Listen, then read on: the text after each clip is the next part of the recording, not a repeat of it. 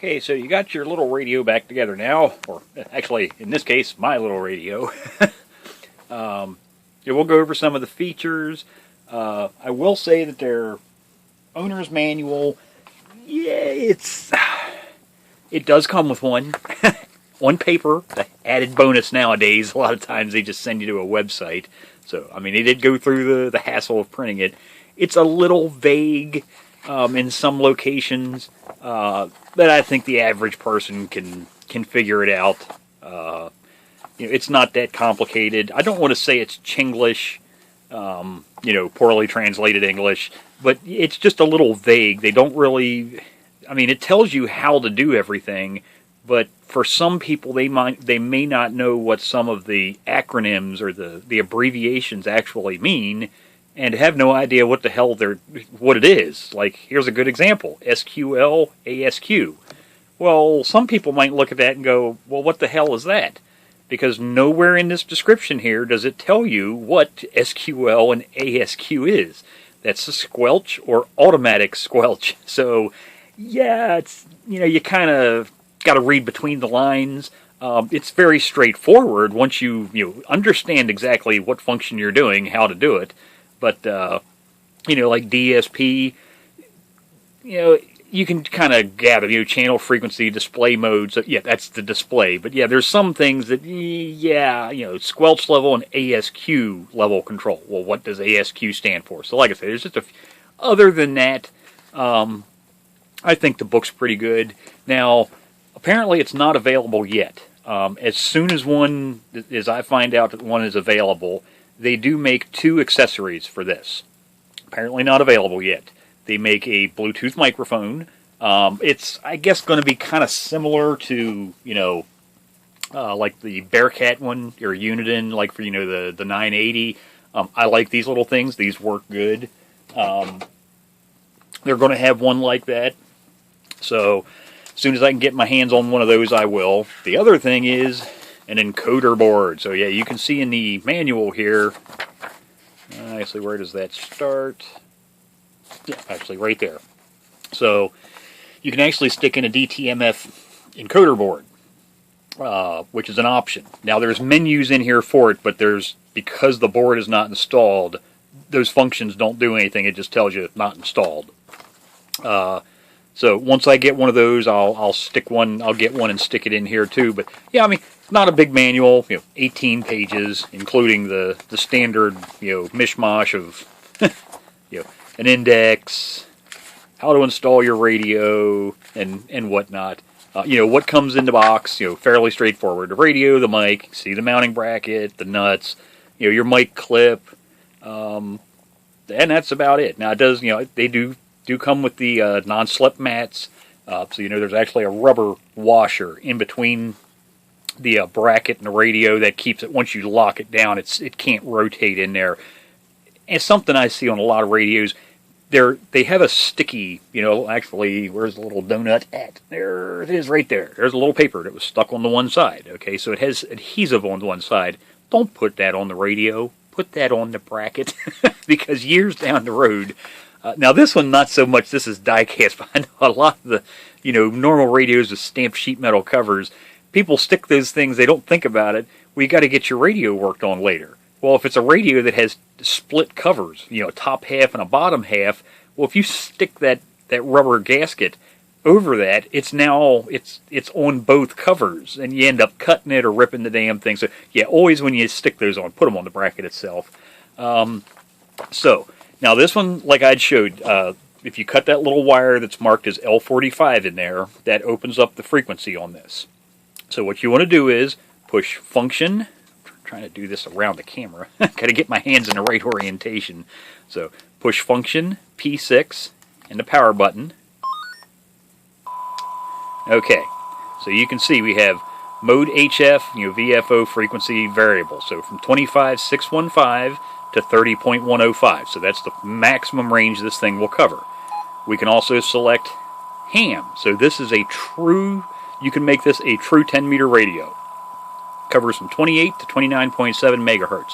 Only the 10-meter band. I think that's fantastic. They have a dedicated, because that's actually, you have to remember, that's what this radio is. 10 meter. Anything else is not. And you can set it to fixed CB frequencies, so only the 40 CB channels. Nice added feature. So once you select it, just push and hold the function. Or was it this one?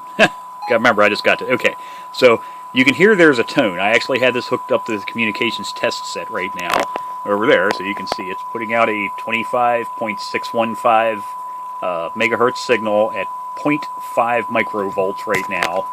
So, and we can hear it. So actually, let's do some measurements. So it does have one jack in the back for a speaker. Now I have it, I'll run through, I guess, in AM first, because I haven't actually tested this yet, so I don't know what the measurements are going to be. I don't know if it's a flat, receive sensitivity over the entire band, or if it varies. So we'll start at the very bottom. So we can see we only have 9.5. What we're shooting for is 12 dB SYNAD. 12 dB SYNAD is known as basically the standard for two-way communications. With a 12 dB SYNAD signal sensitivity, that's the minimum needed for clear communications. So you can very clearly understand what the other person's saying. So we'll increase the signal level until we get to 12. Now I don't think it's in the manual. I'll have to look. We're hovering.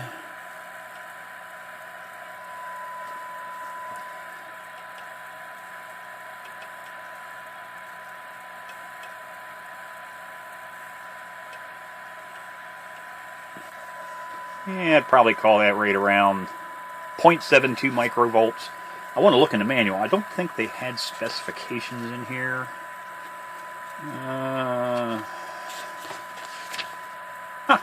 Actually, we do. Specifications. Actually, see if they actually have any.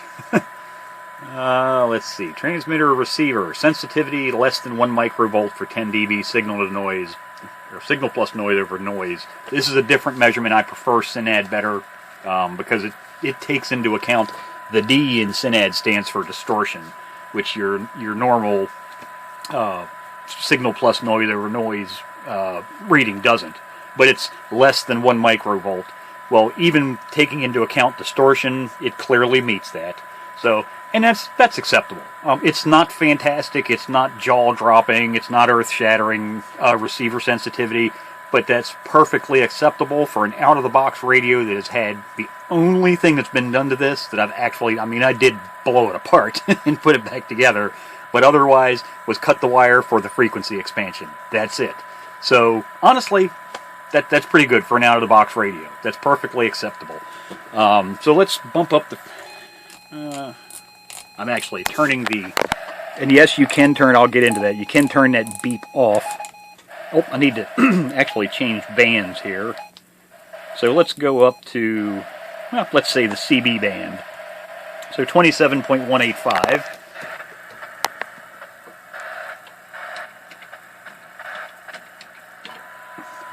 And sensitivity is actually a little bit less there. So you can see we have to raise it up some. So it's not perfectly flat.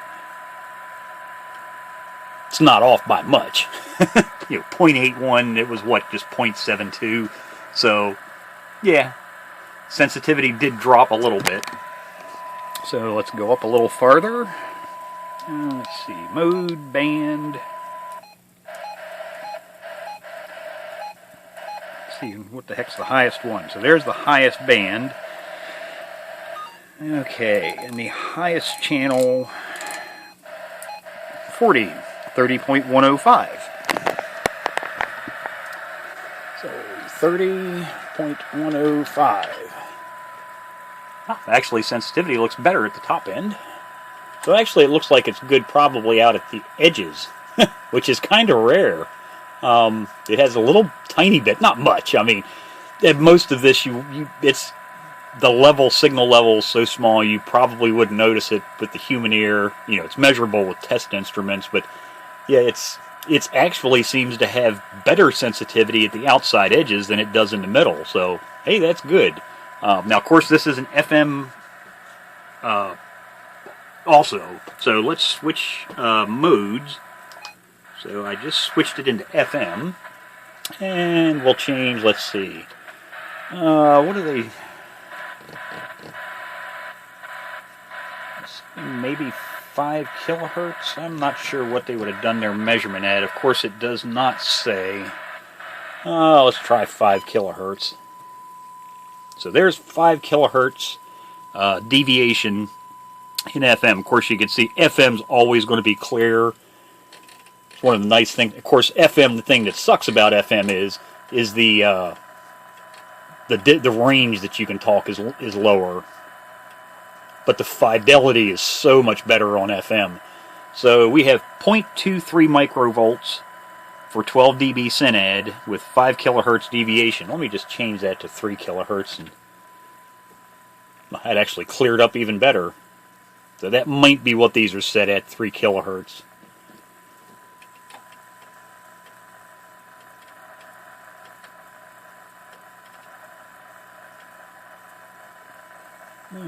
Say 0.15. Yeah, 0.15 microvolts for 12 dB or greater sensitivity. That's great. Now let's go back down to, I'm going to change, let's function band back down to 27185.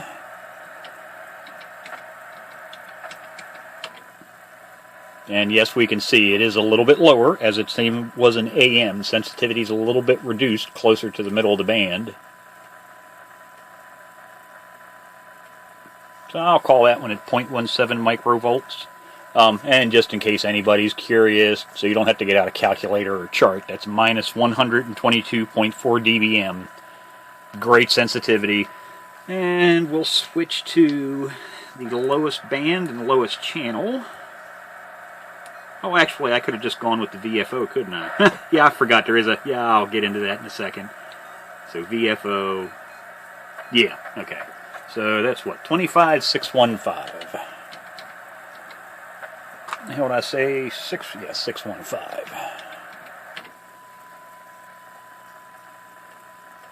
And again, the sensitivity at the outside edges appears to be better. Oh. I'd call that one right about there. Minus 123.2 dBm or 0.15 microvolts. So it has really good sensitivity. Like I say, it's surprisingly well. This also has multiple output power levels. So we'll keep it in FM down here. Now these menu keys are multi-leveled. If you push the function button, you can see all 6. Actually, let me move the camera down some. So each of these 6 buttons here, you'll see when I push the function button, the little tag to the inside edge here changes what it says. So there's actually 3 levels, or 3 functions for each one of these buttons, and actually in the internal programming in this, you can actually change every one of those. So, you know, you can long press the function, you can go in here, go into key menu. So now if I want to, I can change that from modulation to RF gain to, you know, emergency channel, volume. So I can make any button do anything I want it to. I just got to remember how in the hell to get out of here. Okay, there we go. Yeah, I mean, it's function menu. You can change, you know, the beep function, a timer. So if you accidentally were, and I actually have done radio repairs for radio, and I didn't do anything, so it timed out.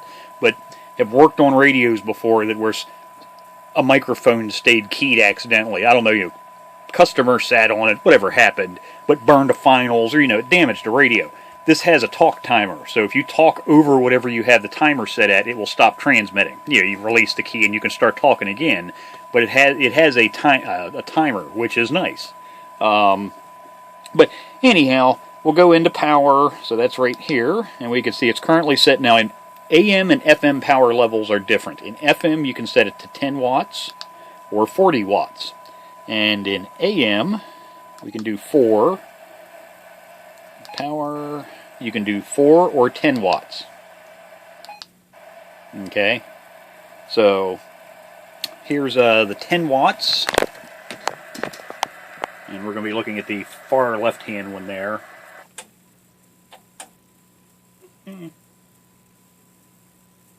Say 8.9. That's, you know, the very sensitive mic. I will say, for a tiny little stock microphone. Now the microphone does have channel up-down buttons in it, so you know this has a tiny. Yeah, don't pay any attention to that. There's the mic right there. That tiny little hole. You know, this little pinhead hole. So it's going to have a. I haven't even taken it apart to look, but I'm assuming it's probably a powered electric microphone because this thing is very responsive. I'd call that at about 3 feet. And with 3 feet away from my face, you can see I've got 30, 20, you know, you can see it modulates perfectly well with this microphone 3 feet away from my face. So, yeah, the microphone actually works very well. So another thing, surprising for an out-of-the-box microphone, you know, or a factory stock microphone, it actually works well. I think it sounds acceptable. Don't get me wrong, it's not like it's a Heil, but you know, for an out-of-the-box factory mic, I think this actually pretty good. Feels okay. The mic cord, yeah, it could be a little bit more rubbery. This is one of those plastic. This reminds me of plastic, like some cords I've seen over time. The only thing I don't like about these is after several years, instead of like normally where the rubber deteriorates and it'll start to get a little dry rot on the outside, these things will just split. So that remains to be seen, how durable the cord is. But overall, I'm going to say it's just fine. So in any case, let's back to power. I'll put it down to 4 watts. I'll actually cover it up with my hand. So 3.34 watt, and it's still picking it up even around my hand, even with my hand over it. So yeah, 3.4 watts. And we'll switch to FM. And in FM, you actually have 3 choices: 4, 10, or 40 watts. I don't know. I can just change that with this. So there's 4 watts. Now, with in case you're not familiar, your modulation, you're not going to really see the power change while you're talking because you got to remember it's frequency modulated, not amplitude. But about 3.2 watts. If I change to 10 watts, about 8.8 watts, and switch to 40 watts, and it's showing about 34.2. So yeah, it's falling a little bit short. But you have to remember, this has not been adjusted. I did not adjust the modulation. I did not adjust the power levels in this. This is out of the box power levels. So I think that's pretty good. So let me actually just disconnect the microphone.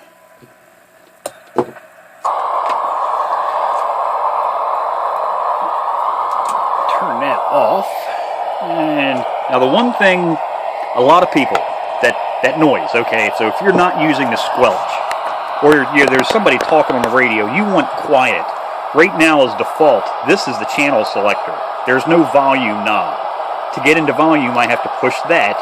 And now I can get into the volume. And it takes more, it's not like a normal control. One turn is up and down. You can see this thing spins and spins and spins. Yeah, all the way to 56 to 1. So yeah, that's a lot of turning. But they had their thinking cap on. Again, I got to give them, I can't believe I'm saying this. This black box radio has so many things that I like. Just short press the power button.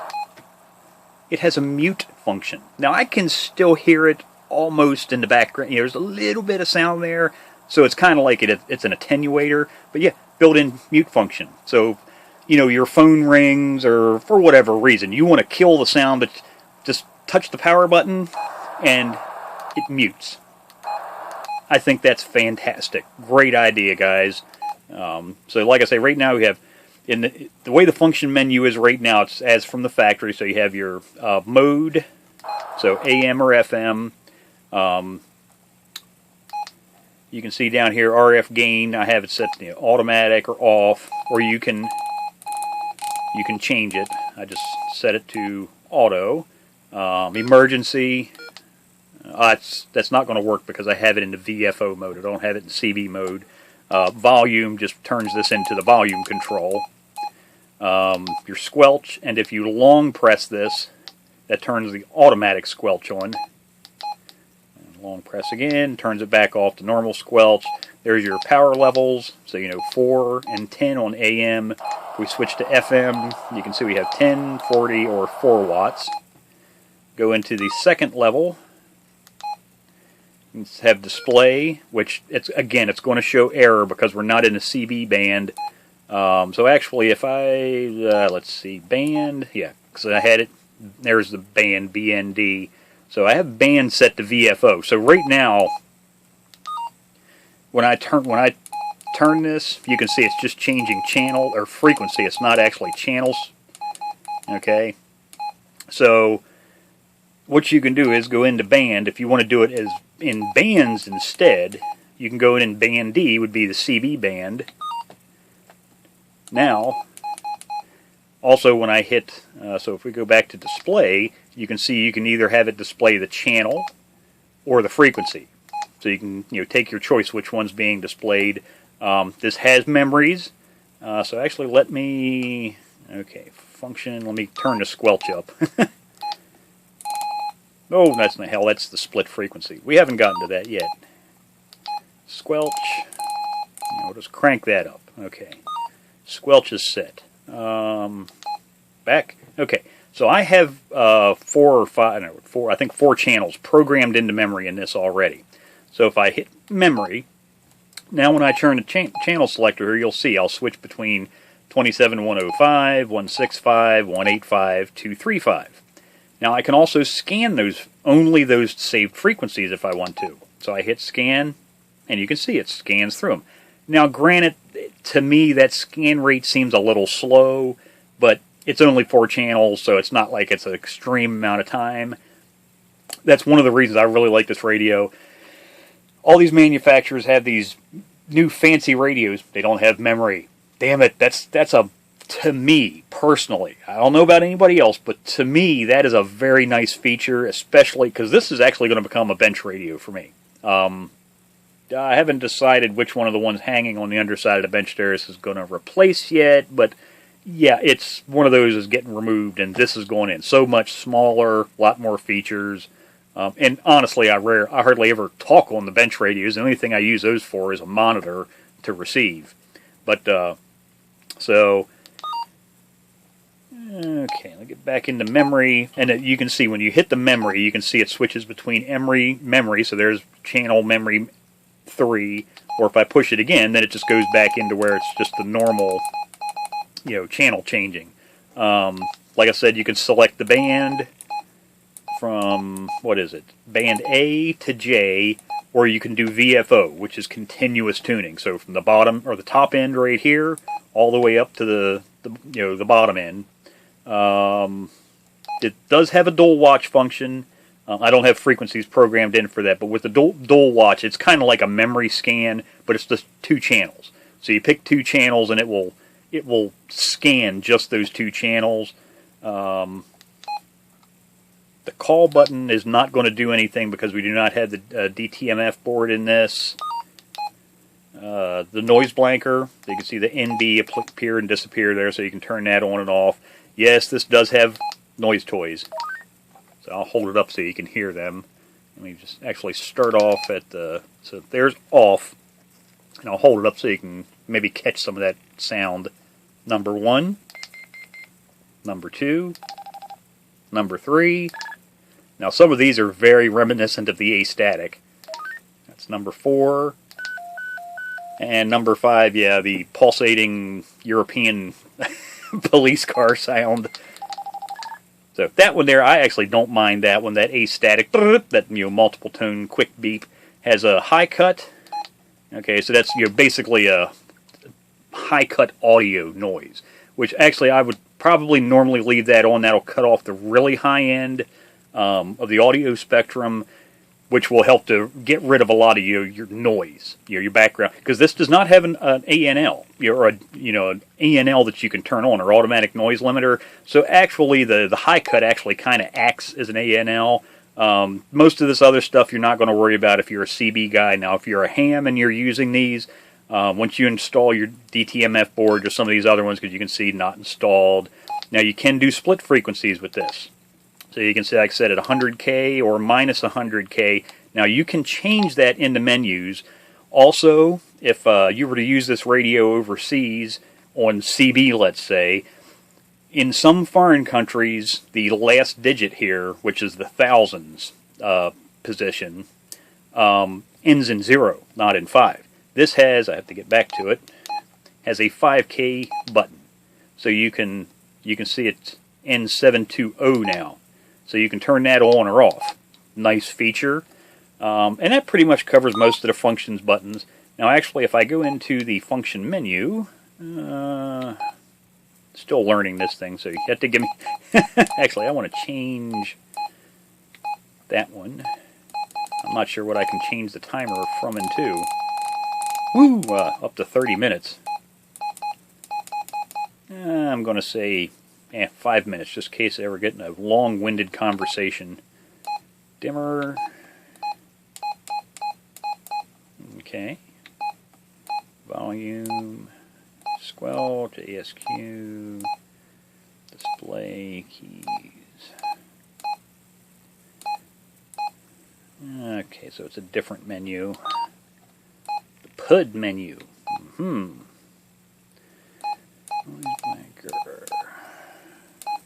Here we go. Split frequency. So you can actually change your split frequency in 5K steps. Anywhere from, I want to see, okay, anywhere from 1 megahertz down to as low as 5K. So you can set your split frequency anywhere from 5K to 1, damn it. I didn't move it fast enough. Split frequency. So yeah, anywhere from 5K to 1 megahertz or 1000K. So that's very nice. It's adjustable. For a black box radio to have that as a adjustable feature, that's great. A lot of this stuff's going to be, a lot of this other stuff's going to be useless because this does not have the DTMF board in it, so none of those things are going to be able to change. Channel, and nothing special there. Yeah, DTMF menu, of course, going to be completely useless because we don't have the DTMF board in it, but you can see there's all the adjustments. Or, you know, programmable specs for it. And key menu, yeah, and that's the one where you come in and change the key. And I think that's it. Yep, so there you go. Like I say, now, just in the time this has been on, I can feel it warming up a little bit. We did do a little bit of transmitting, but honestly, not that much. I'd say the majority of the heat is coming from like this area here, and I have to remember it's upside down, so the finals and everything are over here, your PA section. So yeah, it's kind of this area here, which if you remember that little sill pad that I said, very, very, very important, that little sill, or sponge I should say, heat transfer sponge, that actually seems to be where most of this heat is coming from. It's not hot, don't get me wrong. It's not like it's blazing hot. Now, I'm sure if we talked on this thing in FM at the 40-watt power level, it would get warm. But yeah, nice little radio, man. I mean, like I say, good heat sinking. Now, if you see a little oil spot there, it's actually because it's shiny, because there is kind of an oil spot there. The connector body, if you remember, I had to desolder it to get the board out. So it has the outer, shield is soldered to the board ground. The center conductor goes to the little bent over, terminal that's bent over. But the connection, I always like to make sure that the housing, the metal chassis is well grounded also to these. So what I did was, now they did a really good job when they coated this. So with this black coating on here, they did not do it down inside of that hole. So the flat surface that this actually sits recessed into is still bare aluminum. But therein lies the problem. It's aluminum. Aluminum oxidizes and it doesn't take very long. So before I actually put this back in, I actually took a piece of Scotch-Brite pad. I just kind of scuffed it a little bit to make sure I had good, fresh aluminum showing. And I took my Deoxit shield. I had the little bottles, the S100, and I put a little bit of that on both sides of it. So also to try and make sure I get a good connection between this and this metal housing right here as well. But there you go. There's my. I don't think I'd ever, would ever hear myself saying this. Some of the older export radios were good back in the day, but yeah, back then they used to actually use the good Uniden or Cybernet boards in them. Last several decades, yeah, they were all the RCI styles and a lot of them. I mean, some of the Rangers, the earlier Rangers were good, but their quality, honestly, anything coming out of the RCI factories, or, the RCI label, which would be your Galaxies, Rangers, Connexes, generally, you name it. I mean, anything, they all use the same EPT boards in them. Their quality control has just plummeted. The quality's not that great anymore. Stryker, they've been impressing me more and more. A lot of their radios still, I was kind of wishy-washy. They're too many features almost, or too high a power. This is a good middle of the road radio. For starters, for me, it's not flashy. I don't like flashy radios. I don't like blindingly bright lights. I don't need the goddamn radio to, burn the corneas out of the back of my eyeballs every time I turn it on. This is just a good, unassuming little radio. And in a mobile application, man, you can't ask. I mean, look at that. Basically, the palm of my hand. Actually, the lengthwise, or my fingers are longer than the radio with my hand. So really small. Great for a car, I think. This one will be used as a base. I'm actually going to buy probably 3 or 4 more of these. I actually like it that much. And when I find something that I like, I usually do that because, unfortunately, it seems like every time I find something I like, they stop making it a month or so later, or a year, whatever. So I like this. I'm going to get a couple more.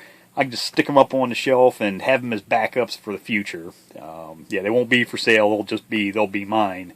But so there's my review. Like I said, I wanted to give people a peek of what's on the inside, and not just with the cover off, but actually completely dismantled, so you can see that. Yeah, there are a lot of parts on that board. There, it's both sides of the board are thoroughly covered.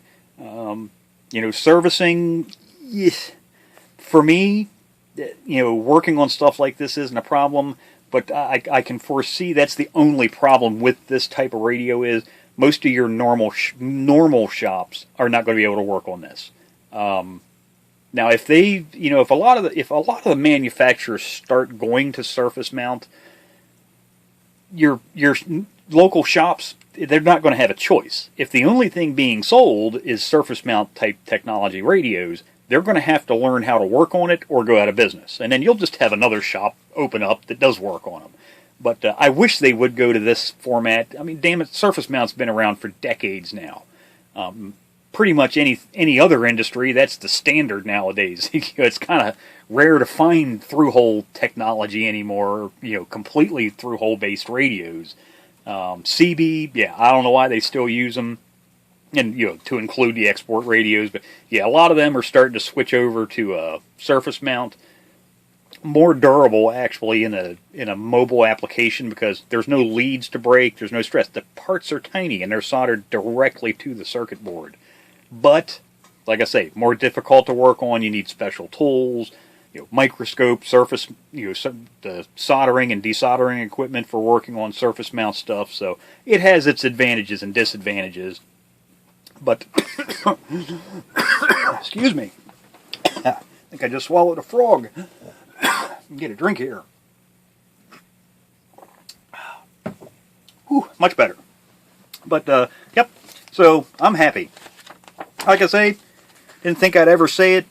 I think I found a black box radio I like. It'll remain to be seen. I might do another video in a month, 2, 3, 5 months. Once I've been using this thing for some time and give my thoughts on actual use in practice. But so far, yeah, I'm... Darn it, I'm going to have to get going here anyhow. I'm losing my voice.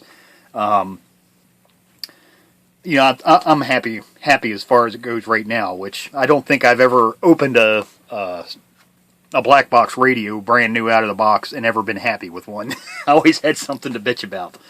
I don't think I really had anything to bitch about. A few little tiny things I might have seen. might not have mentioned, but minuscule in the grand scheme of things.